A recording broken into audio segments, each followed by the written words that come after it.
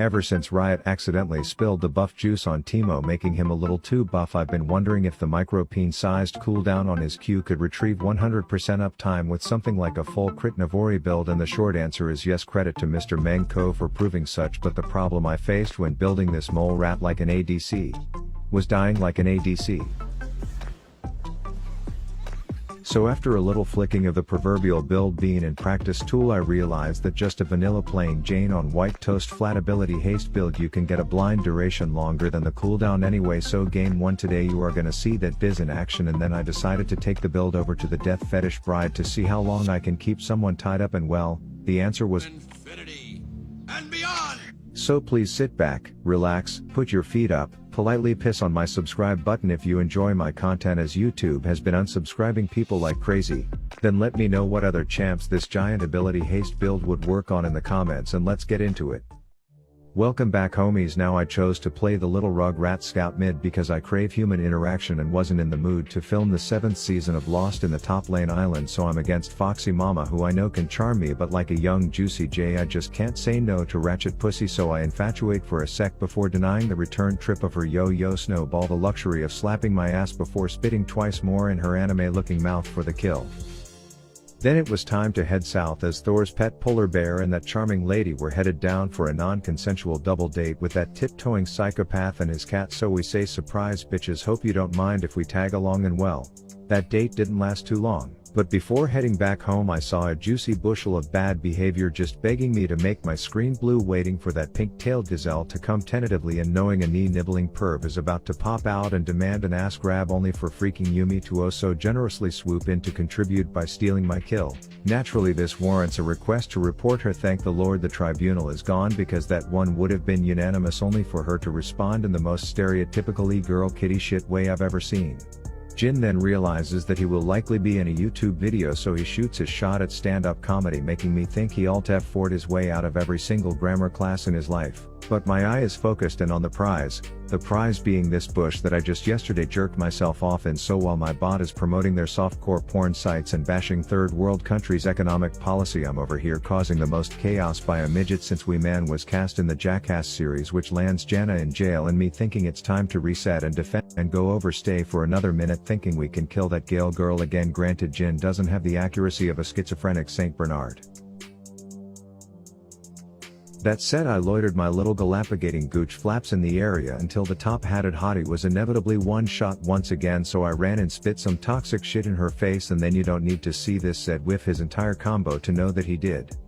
Luckily, because I am hell-bent on being stuck in this piss-pity low for eternity, the enemy Ahri appropriately has the map awareness of a burnt waffle, so we rush in and chase the Ariana Grande pink-ass tail through the forest until my semen-mixed saliva sends her home.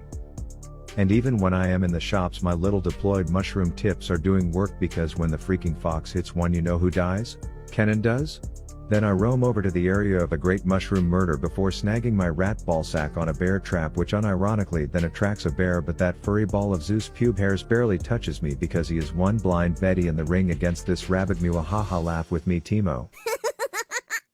At this point the e-girl has dedicated me as her host to AFK on, which is chill, because when we see the scantily clad sheriff I am all for rubbing those fuzzy cuffs on my own fuzz, but the tornado whisper goes full Katniss Everdeen, volunteering as tribute to be the dead bitch instead. In hell I don't discriminate. Please see the following play entitled Rav's a Chad, and this was clean AF.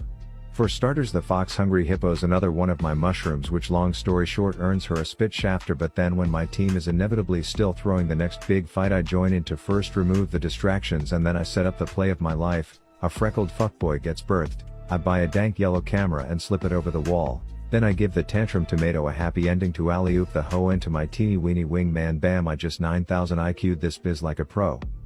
Then it's worth noting I was going to tit-tap the Jana for the unofficial montage quadra, but when I said quadra, Jin's ears popped up, he got all excited and stole my thunder. Speaking of thunder, their furry Zeus deuce of a jungler is off Pac-Manning all the fungus I have in the bushes, which seemingly triggers him into doing a big boy bounce on my head, but I kill him and then politely decline the second offer for me to be electrocuted, opting instead to attack the Jamie Tart mall cop and let her know that her only options are blind and base, and for the record she always chose blind first and then eventually always settled on base.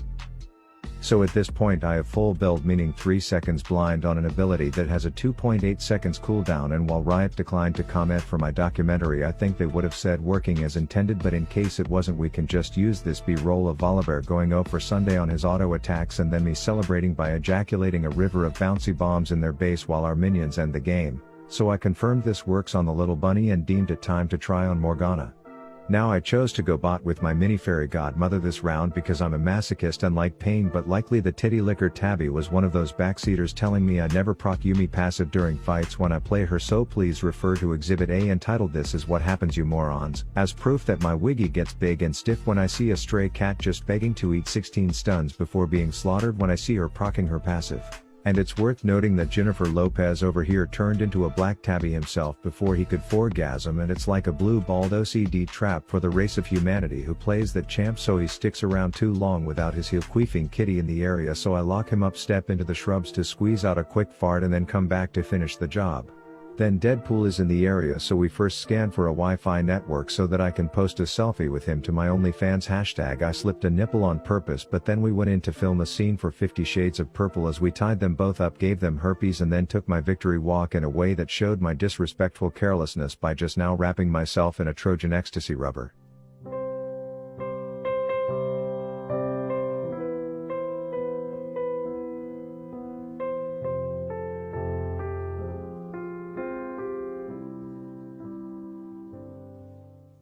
I then inquire about the status of Jin's summoner spells because I have big plans in the form of my own flash into administering like 6 cc's of, well, CC, so despite my second Q getting a bit scared and running off like a pussy, we still gave Gale Force Gary an anaphylactic ass kicking. And it's worth noting that when I have 2 wards role-playing testicles by sitting comfortably in my sack with less vision than Rosie O'Donnell and a supersized centaur comes in for scraps, we have the means to make him sit there and ponder his life's decisions. Now to address the elephant in the room, I go Everfrost instead of Liandry's on Morg as it gives me slightly less CDR but another stun, so to the kids in the comments thinking they are Sherlock Holmes, this was intentional because when we are doing things like having a team building anti-tower protest up north, I can tie up any horse patrol, then freeze their tits till they die, and then immediately after ask the boss to sit his ass down for a few more seconds. Side note there, Jin was the chromosome deficient one of my team from last game, which explains the absolutely abysmal accuracy. Then Icy Ivy glaciarizes David Blaine, I lag hard, we still kill the counter, and then the Yuumi gets euthanized. And while the centaur was quite sus, their Cyan took the cake for missing the most brain cells in this one, as I couldn't help but to laugh when looking at him, and thanks to all the seemingly voluntary donations to the Make a FedRAD Foundation I had enough items to CC bot the bitches in style for the rest of the game. Like this Jin who is in desperate need of a big vitamin IQ dose, or this David Blaine fanboy TF who never seemed to pick the card that would make his tricks work, and no one gave a shit about Hecarim's dead Ghost Rider parades.